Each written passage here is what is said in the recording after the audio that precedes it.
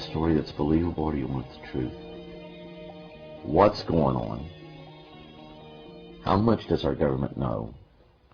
And when did they know it?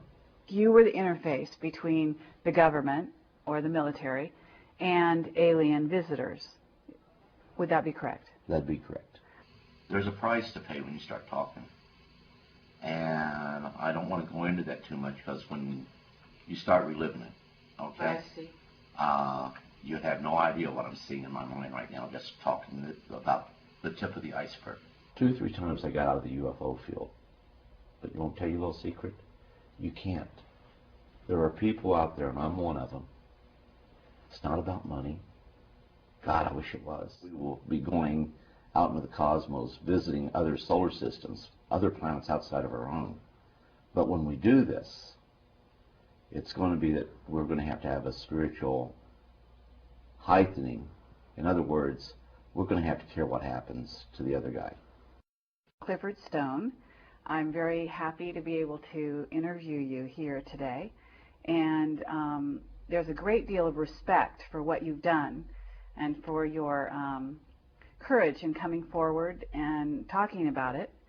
And it's very exciting to actually get you on camera. Thank you, ma'am. And so we're here actually in a really amazing place. This is the Roswell UFO Museum. Do you mind telling us how you ended up in Roswell? Well, the United States Army sent me here. I'm retired military. Okay. So as being retired military, you're always subject to recall. Sure. And you're always subject to possibly being asked things as a consultant. Okay. Well, I retired as a sergeant first class. Now, was your title a clerk? I understand that was a cover story. Is this correct? Well, you actually had a real life in the military. You had an actual mission. The only time that this other stuff came into play is when they had a UFO incident that was to occur, and you were in the immediate area of that. And I can tell you in '65 in Vietnam, there was a base camp there trying to open fire on a UFO. At the very minute they tried to do that, none of their weapons worked. All the electricity went out, and remained so until after the UFO left. And I can tell you, from being in Vietnam for 4 years, and yes, it was 4 years, records reflect, I think, 37 months. But you add up the time of TDY that I was over there, it's right at 4 years. TDY being temporary duty. Not having power on anything is very, very scary, and those are very, very tense moments. As a communicator, you were called out just in terms of your military life. From what age did you start working in this capacity, would you say? It was probably about the age of 19 or 20. Okay. When it comes to people who do interfacing, there's no school for that. There are things that have went on in your life. When I got out, there were 7 people that was still in the military that did interfacing. Only 7. And that was military-wide. And I was put into an incident where we had a situation that we weren't told exactly where it was, but I know we landed at Benoit. Because when I went back there and was assigned, that's where we landed. Benoit? That's in Vietnam. Oh. And I know it was Benoit because it was the same when I went back. Now this was an incident that occurred. Was it a crash? Or was it a visit? We saw the entities. Okay. And this involved with us going in to try to extract an aircraft. And we did. We cut it up in, I think, about 7 pieces. Okay, was it one of theirs? No. This was a B-52. Okay, so... That didn't crash normal. Is this a time travel experiment? No. This was a craft that was shot down. Everybody was dead on board the B-52. Shot down by the visitors? Well, they were on a bombing mission over... I have no way of knowing this, but I would assume on a bombing mission over North Vietnam. The damage to the craft was as a result of anti-aircraft fire at the B-52. I mean, the damage was that type. And it was used for conventional bombing. and where I said we went from there by helicopter.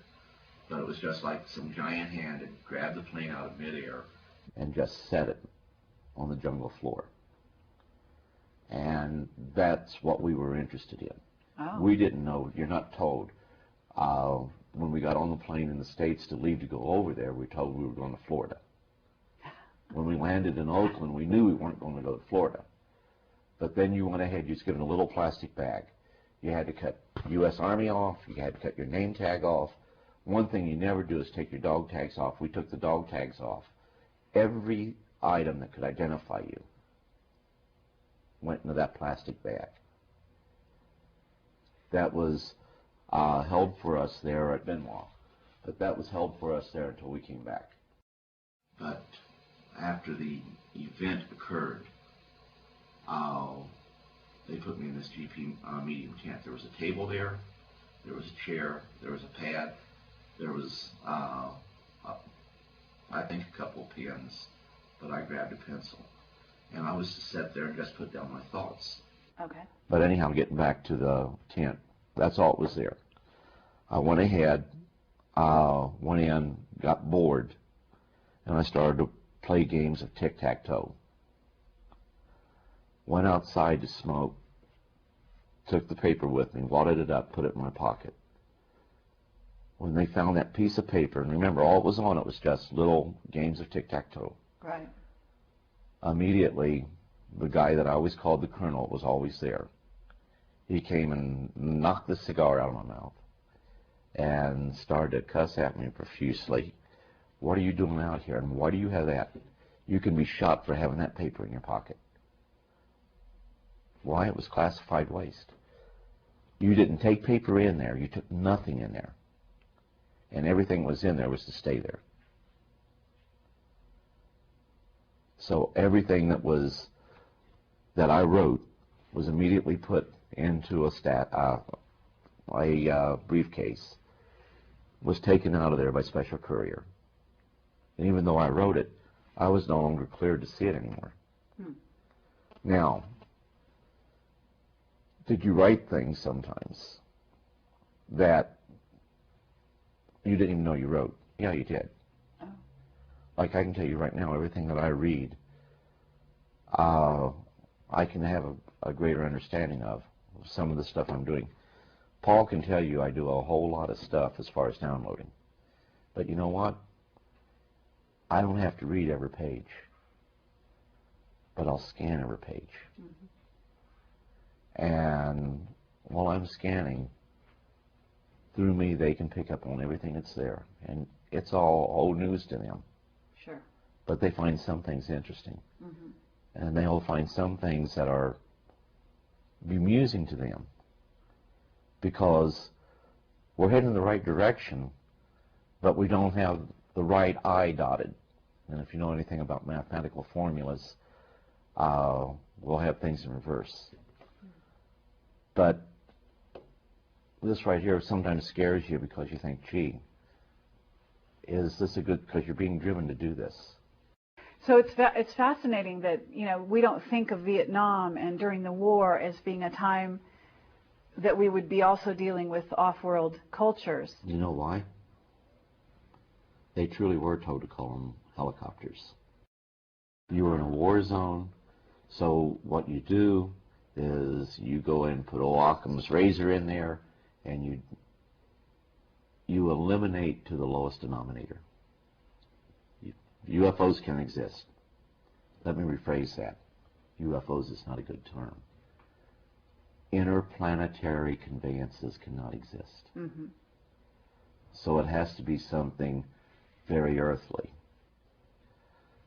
NSA went ahead and would call UFOs UFOs when we were monitoring communications with the Soviet Union. But they always qualified that in hopes that with the initiation of the Sunshine Act, later to become the Freedom of Information Act, that they would not be subject to those acts by saying 7 UFOs being reported by such and such location and site. But when they'd say 7 UFOs, in parentheses, they would put probably balloons. Disregard the fact that in the one document I'm talking about, 7 UFOs traveling at 1,700 miles an hour. Balloons can't do that. Right. I always got bemused at that because even as a kid, I'd get bemused when people would say, I don't believe in ghosts. However, this happened. Sure. To tell a perfectly good ghost story. With me, I very early on knew that to deny the reality of UFOs and other phenomena that occurs would be denying myself. So as a communicator, you're definitely... You don't always tell the others what's going on. Remember I told you feel it? You feel, yes, you feel what they feel, and they feel what you feel. Mm-hmm. And so, you don't always address it, because one of the things that you may feel like, if they're saying that they are a guest, if our military is saying, well, this is one of our guests, they're not treating that entity as a guest. And what's happening is that you are feeling what that entity is feeling. uh-huh. And one situation, I even helped one of them escape, and that right there was not telling them everything that was being said. I'm curious, what went on when you dealt with that? Was it, first of all, what kind of an entity was it? And I understand that they're being held prisoner, but how was it that you were able, and in fact, Dan Bursch talks about the same thing. Well, I don't know whether it was a Stargate or what, but in order, on the inside where we had this entity, if we were to, and there's a tape that talks about this, which gives a whole lot more detail, but we went ahead, and if they were to try to extract this entity from inside where we were at, then there would have been people killed. And this entity would not accept that. And you could feel what was going, you could feel what it felt. That's the best way to put it. And I'm trying to tell this without going into any real certain details. But I convinced the person that I always called the Colonel, and all throughout that's what I was calling. We went ahead and I said, you know, he needs to show me something, but everybody has to be cleared from here. It's just going to be me and him. And everybody went ahead, left. There was one Spec 5 that stayed there to help me, and I said, we're going to cut this screen fence back here, or the storm fence, and we can get in trouble for that. I says, yeah, I know, that's why I'm asking you to just drop off the bolt cutters and then beat feet. Well, he didn't. He went ahead and he cut the wires for me, and we got the entity outside. By the time they found out that we had the entity outside the perimeter, they went ahead and was very upset, and now they were even to the point where they even tried to shoot the entity, but the entity was now in a position where it was a bright, bright, bright light that came down, and I didn't even get to see the craft, and maybe it was because I just wasn't looking. But all of a sudden, this entity was there, then it wasn't. Mm. Then, of course, the guy I always called the Colonel, he went ahead and told me, well, I'd be court-martialed, and well, we're going to overlook it this time, but don't let that happen again.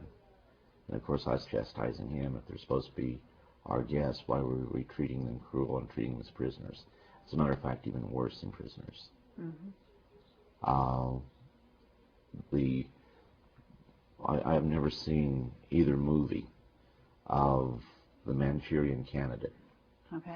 And the one thing that we had identified by the time I got out, 57 different species.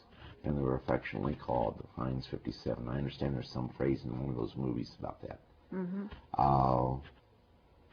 Gee, I'd love to say there's only 2 or 3 races, or only 4 or 5, or even 1. I'd love to say that. But with what I know, if I change anything that I do know, then it's not reality. It's just going ahead saying things that people want to hear. Uh-huh. Well, why would you say you would want to say there was only one or two? Oh, well, some people, well, we could find your story more believable if you could say. I see. And, gee, can't this entity be gray because it'd be more believable? Uh-huh. What do you want, a story that's believable, or do you want the truth? Mm-hmm. Now, the truth may not fit what you believe, but it's the truth as I know it. With it being the truth as I know it, that's all I can tell. So have you ever, I'm going to assume they must photograph these beings, right? There's photographs. Okay. And what about you? Do you ever draw them? Do you have drawings of them? Yeah, I got some drawings. And have you distributed? No. Are you able, at liberty, to give them out at all, or show them? Some I have and some I haven't. Uh-huh. And are you familiar with underground bases? And the technology that goes along with it. Okay. And so I'm going to assume you've been to underground bases yourself. Not by choice. Not by choice. That's believable. But have you also seen, say, reptilians, what's called, in the UFO community, Subspecies reptilians? that you call reptilian, yes. Mm-hmm. And are you able to communicate with them telepathically? They can communicate with you. Okay. It's hard to explain. You can't keep secrets. Sure. And the other thing I'd remind everyone is the program is geared and set up to where you only know what you have a need to know. And a lot of times you know more than what you're supposed to know. Mm-hmm. But you don't know everything. Sure. And I reiterate, anybody that tells you that they know everything is a liar. It's not true. Do you have any special alien friends that have remained with you throughout, that are with you today, communicating? I mentioned one. I'm sorry? I mentioned one. One. Okay, that would be Corona? Correct. Okay. And Corona is, do you know what planet he's from? Mm-mm. You don't? Okay. I know it's about 100 light years away from here because I always use that as an example. Okay. Real time, from the time they leave, and there's a little nice thing about that, from the time they leave their home planet, which is in a star system about 100 light years from planet Earth, in real-time travel, it's an hour and 40 minutes. That's from marvelous. the time they leave and arrive here. What kind of craft do they use? Do they teleport through space, or do they actually take a craft? Because not all of them. No, it's a craft. If it's a craft. Yeah, they're really traveling. Okay. But it's through a traversable, what we call a traversable wormhole. Uh-huh. Now, have you ever gone with them? To the best of my knowledge, no. And the reason I state that, I can remember seeing the stars, that I've never seen them like that anywhere on Earth. But to the best of my knowledge, no. So you don't have conscious memory, is what you mean? Right. Of these incidents, but you could have. Oh, well, there's been some things really scary that's happened in my life. I mean, you feel it. You actually feel the fear before you actually see the entity. Mm-hmm. And so a person like you, we would think that you would not be afraid because you are so conscious of your interaction with these beings that I'm surprised to hear you say that you're actually afraid. Are you afraid to this day, or are you talking when I have past these tense? incidences happen, yeah, you still have that fear. I mean, that fear is there. Okay. Even more so because you can feel the fear they have. Okay. We're a very dangerous species. Sure. So you better believe if they fall into our hands, there is that fear. Okay. So, and this is part of the reason why I'm going to assume they approach you as a communicator or interfacer, as you call it, right? Well, they're very concerned about our well-being. Mm-hmm. And a lot of people say that can't be so. You know, they are. We've done terrible things to ourselves. And they know this. Mm-hmm. And they're trying to understand certain things about us. And I think at the same time they're exchanging information, saying, hey, here's what you've done to yourself. I think that ties in a lot with some of the abductions that have taken place, I think it ties in with some of the cattle mutilations that have taken place. And I think it ties in with some of the people absolutely disappearing off the face of the earth.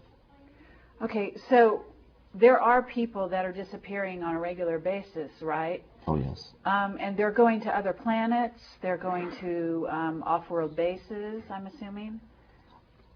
I don't have the answer to that. Okay. Now, if you're asking me if I could have left here, possibly. But, like I say, there's a purpose. And I don't know what that purpose is. Is your mission to make people aware not only of the other entities out there and other, races and so on, but is it also to perhaps prepare or to warn of some event? Because you seem to be alluding to some event that you don't even know about. As 2 points far out, they're becoming closer and closer together. To eventually, and we ultimately know it's going to happen, contact's going to be made. The NASA Department of Astrobiology held a conference in 2000. Forget the Brookings Institute report. This report came out and said, we don't really know what world reaction would be. It's a small report. How many people have read that report? How many people even know about it? When we say that we can accept the reality of visitors being here, we mean us ourselves. But even when we can accept that, how many of us are really ready for that face-to-face confrontation? And I can tell you, each time it's different. Each time there is that little something in the back of your mind that says, what's going to happen here? Mm-hmm. And each time you know that if something goes wrong, it's going to it could equate to the loss of life. Not because they're dangerous, but we're a danger to ourselves. So the whole situation is, how do you prepare a world population for that ultimate contact, which isn't, as astroastronomers used to believe, that it's going to be by a radio signal from deep space coming here. Mm-hmm. But it's going to be face to face, and it's going to happen on our planet. Sure. Well, it's happening daily with the military, is it not? I mean... Oh, more so than what people really know. But here again, most people aren't going to talk about it. Right. The one thing you want when you get out of the military, the one thing you want more than anything, is to be normal. Why? Why do you want to be normal? To me, the greatest thing you can be is a servant. Taking care of other people is the most important thing. The self should get gratification from being able to help other people. That's important. But all too often, people will put themselves ahead of others. And right there is where we have the problems today, in today's world. I guess to get back to where you were saying there's going to be contact, in a sense, you are in the forefront, a person who can prepare the rest of humanity for this actual contact, because you've been having contact. And in a sense, the aliens or the off-worlders have basically been communicating, been choosing the people around the planet to communicate with, of which you are one, right? And so contact is something that is being prepared for as we speak. Is Worldwide. It not? Okay. And are you thinking, a lot of people like to say it's going to happen for the world to see, aliens are going to land on the White House lawn, something of this nature. No. And it's in a certain sense, it's going on every day. The military is dealing with, certainly they've captured, as you say, they're holding prisoner some of these entities. We've also had treaties with some of the races, have we not? Okay, I've heard about the treaties, but here again, that's not part of something I'd work with. Okay. Mm-hmm. Well, I'll tell you this, I think by 2016 that something better have happened, because of 2016 I think we're going to have to announce to the world that there's a probe that comes very close to the Earth every 15, 20 years. We've been calling it an asteroid. It's not an asteroid, but it actually in reality is an artificial probe. In other words, somebody else put it here. They have found us a long time ago. The technology will probably be pretty much on par to, say, Voyager. It will be old antiquated technology by all their standards. So what are you saying? This probe, is this probe, I'm do you know saying what we race? already found it. Uh-huh. Our paradigm says that it can't be a artificial craft of any sort. Therefore, we refuse to accept that and we call it an asteroid. I'm talking about VG 1991, roughly 30 meters in diameter. Highly polished surface. Asteroids don't have a high polished surface. Took corrective course changes to avoid collision with another asteroid. That don't happen. Mm-hmm. This one it did. So, what race is this from? What planet, do you know? I don't know. Do you think that the aliens have given you an upgrade, have modified your DNA in any way? Are you aware that that your abilities have been augmented or have grown? Yeah, but you try not to use those because you know of things that's going to happen before they happen. Mm-hmm. And a lot of times you can't do anything to change them.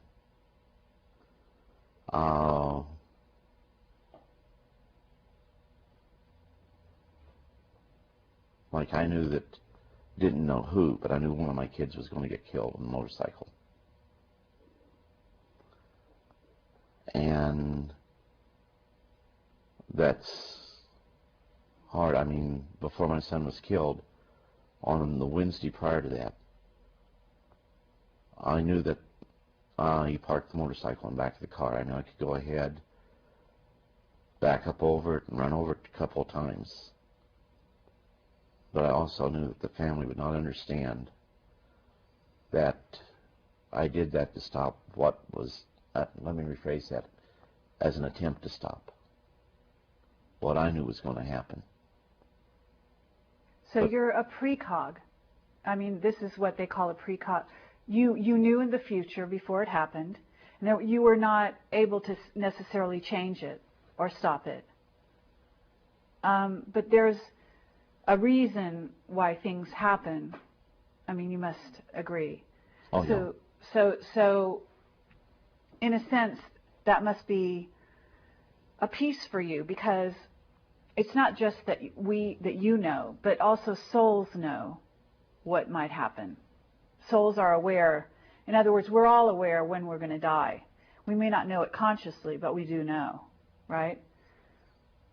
So in that sense, I mean, it's not your responsibility either to prevent a happening or not, if that's something, in a sense, that we as souls agreed to the scenario happening, right? Well, like I say, with them, they can even communicate with what we call the other side.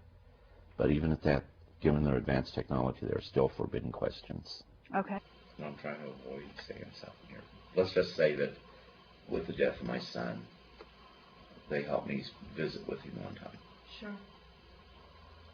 And like I told you, there's questions unless you ever ask. It was, I knew if I go back 15 minutes, I knew where he was, all those locations. If I could go back 15 minutes, I could stop the accident from happening.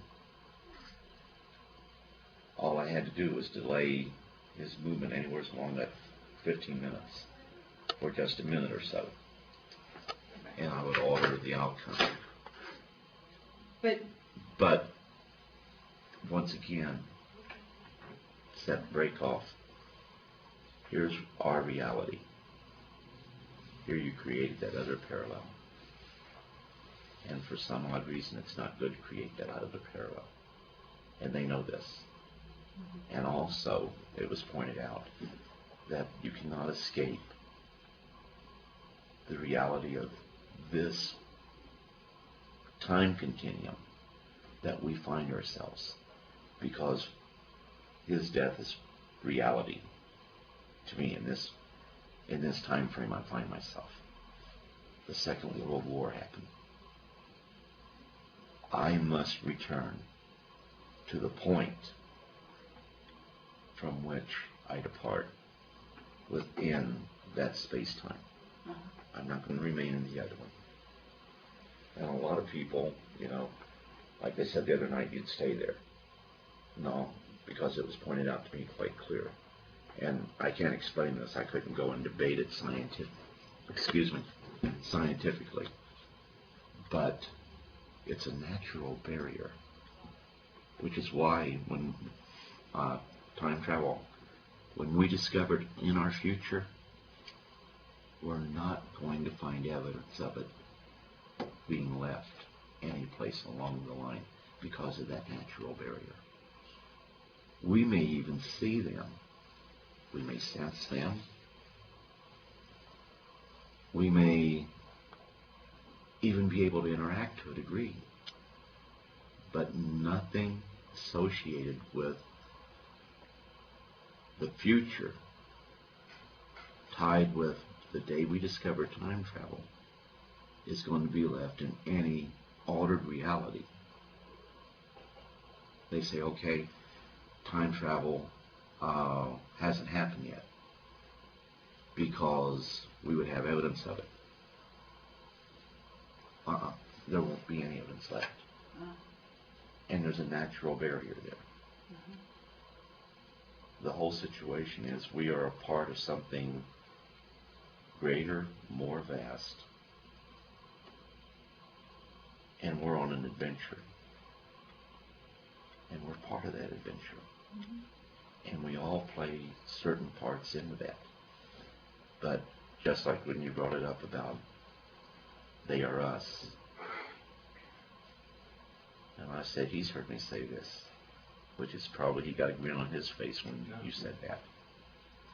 But the whole situation is we look for the differences in the species, the 57. Look for the similarities. When we look for those similarities, we then begin to realize just how much we have in common. And eventually we come to the point of one thought. They are us. Because everything within the universe is interconnected. All species are interconnected. Mm-hmm. Anybody ever ask why the common denominator is humanoid? You would not expect to find that if there was not some type of galactic blueprint. You become spiritually enlightened by going through this life. Mm-hmm. Even those that we say are insane, on the other side, they're not insane. Maybe we could find out a little bit about the types of visitors that you've dealt with. Do you see them physically, or do you are you actually sort of in an altered state, or are you able to see them in your mind? And do you communicate with them telepathically? Well, there's physical as you and I. Okay. And yes, it would be telepathic. Mm-hmm. Some could talk just like you and I. Okay. But you'll have a lot that they won't do that, and they'll just want to communicate with you. Mm-hmm. But there's one thing you have to keep in mind. This is what a lot of people overlook, and that's why it gets to be so hard to talk about. You're not just talking to them. They know, and they feel everything that you know and you feel. You go in, you feel what they feel. And see, some of these, we weren't real good guys. We use the term visitor, Sure. but they're treated like prisoners. I understand. And there is no law under protection to protect them. Dan Burish has talked about this as well. In 1960, and I can provide you with the document, we have put together and formulated, NASA did, a book that they call Outer Space Law. It would not be until the 1970s that the question of the legal rights of an ascendant being, not of this world, even came into play. And you know what those rights are? There aren't any. Still, to this day, you're saying? No more than what the rights would. A lab animal would have more rights than one of our visitors, and yet they are vastly superior to us in intellect and even in spirituality. They would permit themselves to be killed. Many of them would. Many of the species, other than to do something that would cause us to get injured or killed. And forgive me, but this is what I'm trying to avoid. I understand. Well, okay, so they, in a certain sense, would sacrifice themselves because they have a deeper understanding of what's really going on than we do. Absolutely. Okay. So you must be a very highly tuned spiritual being yourself in order to be able to communicate with various races from other planets the way you have, and to talk about it the way you do. And that's really a gift. As you say, it's not something taught. It's something you come into this incarnation with. Well, I like to think of myself. I want to be normal, if you understand what I'm saying. Okay. Well, from I know what you're saying. Externally, you appear like a normal person, and you've certainly held some very normal types of jobs, in addition to what you did, right? But you're also ultra normal, or you actually have used some of the parts of humanity that are good parts that are not used by the average man. Is that right? Well, I hope so. Okay, so that's a beautiful thing, and we're really happy to meet someone in person who's been doing this. Well, with me, I think the one thing. Let me see if I can say this and get it through real quick. When I was young, I played with children that other people couldn't see. To me, this was perfectly normal. And I knew about the imaginary friends and things of this sort, but this was different. And it was perfectly normal. They had even helped me with my homework. And this was perfectly normal. Now, no one else could see these people. And of course, I couldn't understand that. But of course, they would tell me, they haven't been selected. They can't see us. Sure. Because I was trying to tell other people they were there. The one thing I could not do is that in being normal, I thought other people had these same experiences. As a child, not realizing that wasn't the case. That was part of my environment. That was part of my reality. These were things that was happening to me. But I felt everyone had these experiences. But when I found out, and it came to me that, people were calling you crazy and you were different, it would have been real easy to be normal and say, haha, the joke's on you, and deny what was happening. Sure. I cannot explain why I couldn't do that, but I could not do that. Okay. And everything was, going on. Nothing out of the real ordinary happened until I always cared about animals, and if I found one injured, I would always try to nurse it back to health. As a child, I did not understand that if you had a cut, my mom would always hold my hand under the water or something like that to wash it off. Well, I found this little bird. It fell out of the nest. And I went and got that little...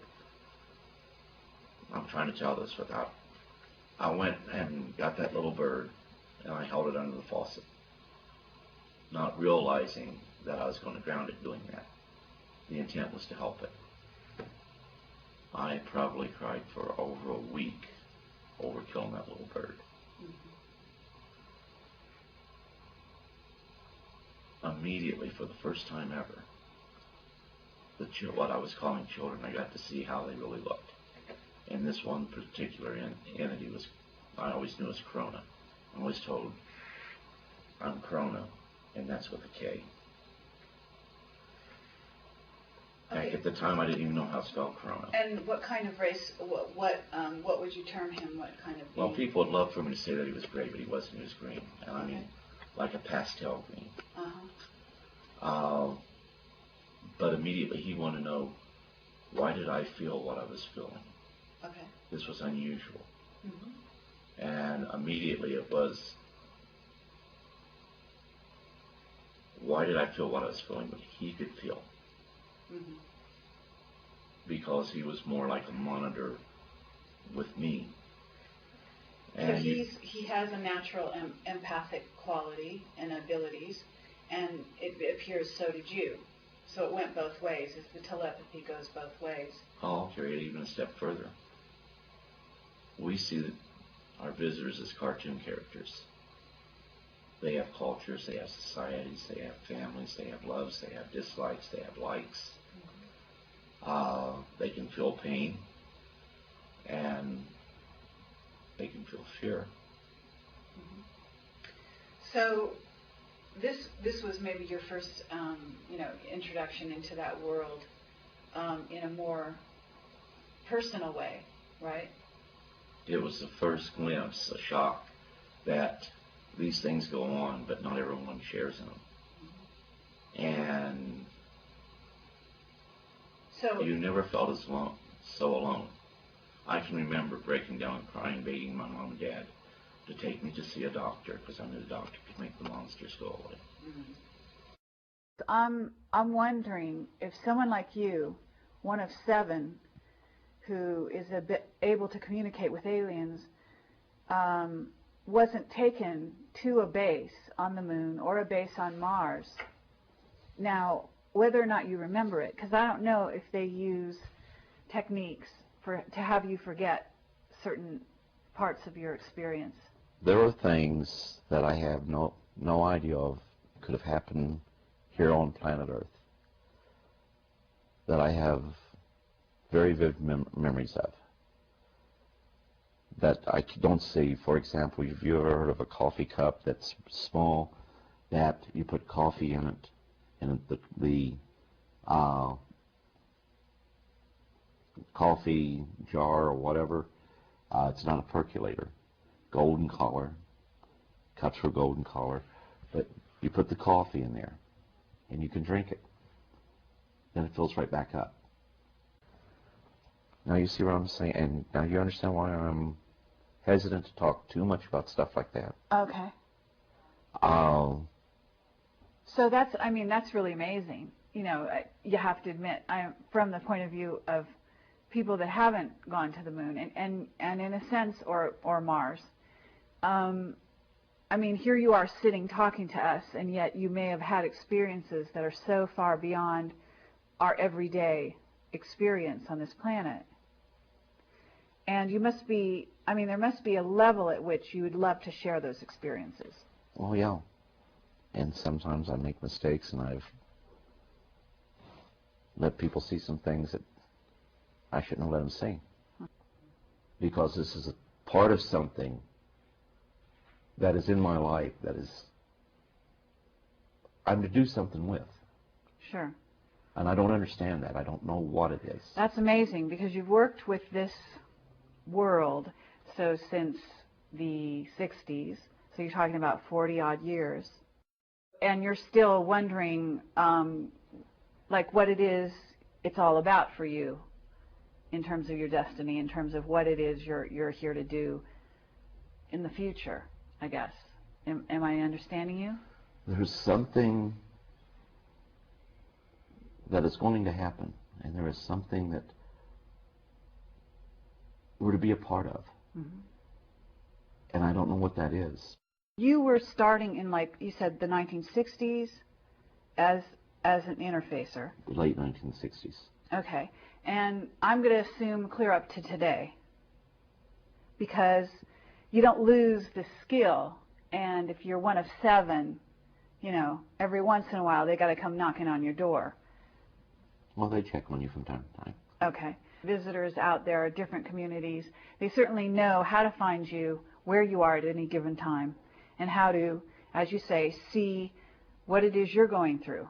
For example, they could be seeing this going on right now. They could even have said to you, you know, go ahead with this because this is a good thing, right? So in a sense, you're talking about your destiny, meaning it's not about money. It's not even really a job in the formal sense of the word, right? It's a mission, but it's an earthly mission, in a sense, that you have. Yeah, I would go along with that you're being driven to do something. You don't have to fully understand it, but it's something you have to do. Mm-hmm. And the other scary aspect about it, you know, you don't know why and you don't know what, but it's coming to an apex. That what you're doing, you're fighting the clock. Okay, is the clock 2012? Is that the clock you're looking at? I don't know. You don't know? And a lot of people say, gee, if you work with this, you have all the answers. You don't have all the answers. Mm-hmm. And he who comes up and tells you they have all the answers is not being truthful with you. Sure. You don't know what it is. Why would one want to go ahead, be in this field, subject themselves to ridicule? And there are family problems. The situation is my family don't understand this. They've been around enough that they know my wife more so than my kids, but I guess my daughter in Vietnam, we had a daughter, we've been fighting to get out of Vietnam for almost 30 years. Anyhow, when she came over, well, of course she had her own family with her. And when we started talking about UFOs, they all knew about it. They all knew about certain things I was involved in. And it was the government of Vietnam that told them, which kind of shocked me. And right now there is a tremendous interest among a lot of the people in Vietnam about UFOs. Oh, really? One of the first things that happened in Vietnam was, and they call me by my proper name. Most people call me Stoney or Cliff. And we shot at these guys. And I was the first one to pull the trigger. And it was, Clifford, what are you doing here? You're not supposed to be here. And I was in the military and we were on a mission. But the strange thing is that, what was he trying to say? That I wasn't supposed to be in the military? Now remember, the military is here on earth, that's man's. Sure. Our visitors, what did they plan for me to do? Well, can you answer your question? I mean... I have no answers. I have more questions than you have about myself. 2 or 3 times I got out of the UFO field. But you won't tell you a little secret? You can't. There are people out there, and I'm one of them. It's not about money. God, I wish it was. I struggle and he can tell you, every month just to make my bills. Mm-hmm. It's more than that. But the hardest thing to do right now is to make people think for themselves and to read. If they think for themselves and they read the documentation that's out there, and I'm referring to the government's own evidence, if they read that with an open mind, they have to come away and say, you know, there's more to this. Something is going on. Sure. Then the only questions left to be answered are these. What's going on? How much does our government know? And when did they know it? Okay, well, we want to thank you for your courage and for your integrity and for your spiritual development or awareness that makes you able to communicate with these off-worlders at a time when few on the planet are able to do so consciously. There were times that we were just minutes away from going to a nuclear exchange because of UFO sightings. Sure. Thanks to the hotline that was set up, which the American people were truthfully told. This was to ensure that there wasn't a nuclear war started by accident due to false returns. And, of course, everybody had war scares. UFOs were a reality. UFOs existed. They were being reported. They were being picked up on radar. Mm-hmm. You had both radar and radar visuals that was taking place. You had fighters trying to intercept them. So in order to reassure one another that we're not doing this, and it should have been commonplace that if we had this technology, or if they had that technology, there was nothing the other side could do anyhow. We had missiles that would be knocked out, not destroyed, but made incapable of firing. Mm-hmm. We had fighter aircraft that would fire on UFOs and their weapons wouldn't work. You actually have used some of the parts of humanity that are good parts that are not used by the average man. Is that right? Well, I hope so.